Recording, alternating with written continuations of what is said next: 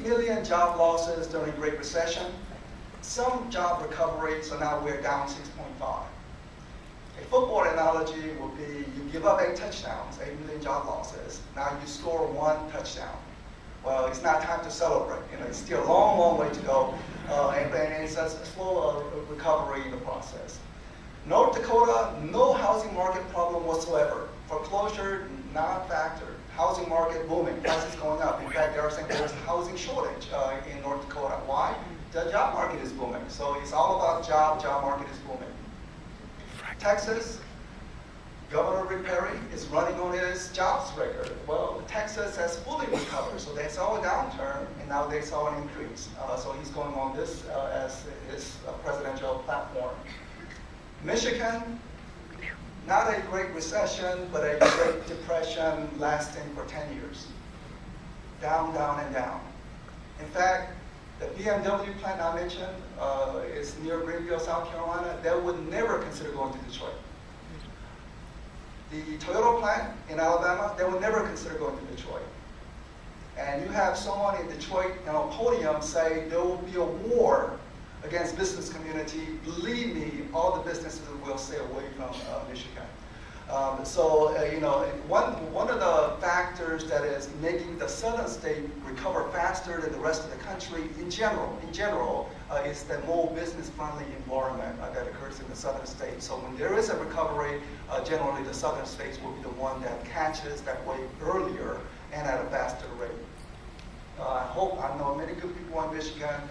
I feel for them, and I wish Michigan will recover. But as long as the announcement comes out to say there will be a war against business community, it's not a helpful thing. North Carolina.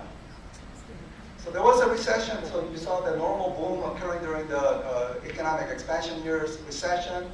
And interestingly, North Carolina has not had that recovery. The state of Texas has. And usually North Carolina, Texas will move in a very similar direction, but not yet. So it hit a unique bump this time around.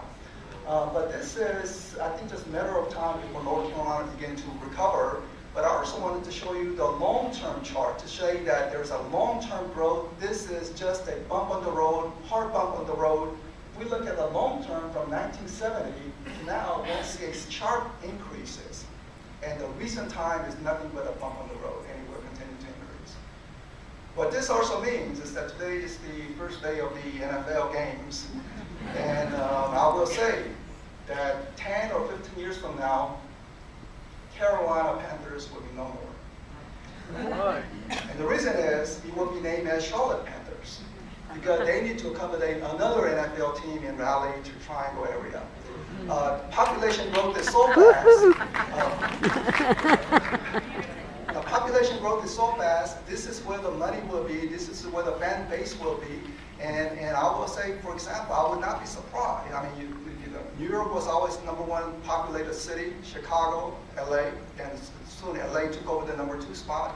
I would not be surprised that in a 10, 15-year time span, that Houston, Dallas would be #2 or #3, Atlanta being #4. It's all the southern state that is growing much, much faster than the rest of the country. So they don't be surprised if there's a 2 NFL franchise team in the state of North Carolina within 10, 15-year time span, given this trend.